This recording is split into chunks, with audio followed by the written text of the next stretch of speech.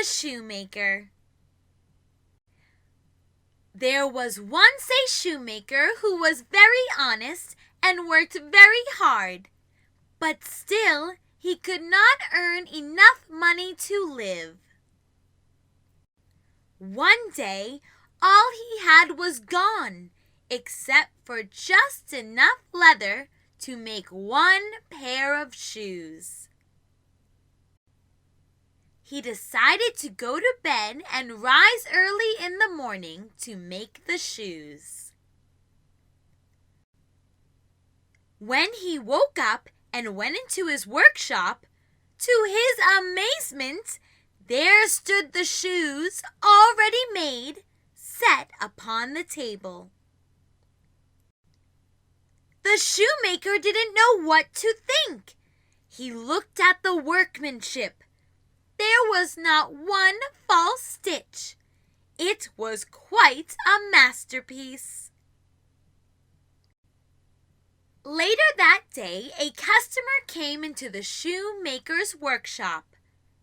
The shoes suited the customer so well that he was willing to pay a price higher than usual for them. With the money, the shoemaker bought enough leather to make 2 pairs more. He went to bed and decided to work on the shoes the next morning. But he was saved all the trouble. When he woke up in the morning, the work was already done.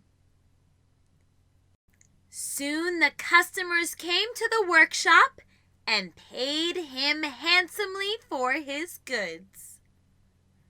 Again, he bought enough leather for 4 pairs more.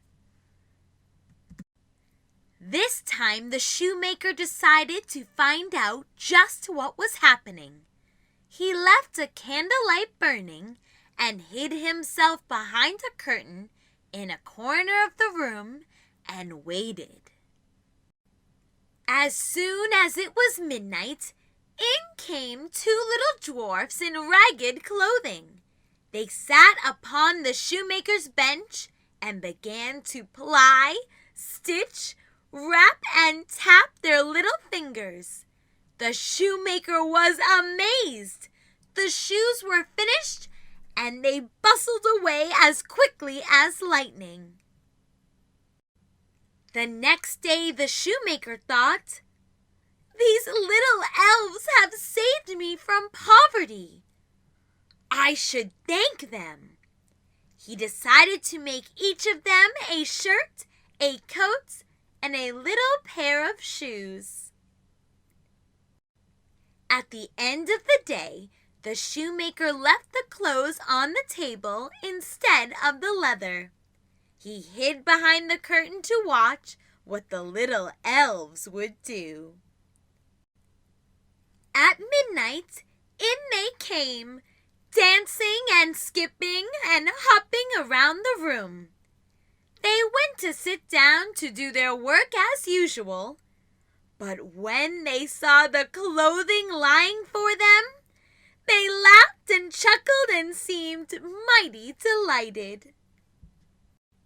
Next, they dressed themselves in the twinkling of an eye and danced and capered and sprang about, as merry as could be, till at last they danced out the door.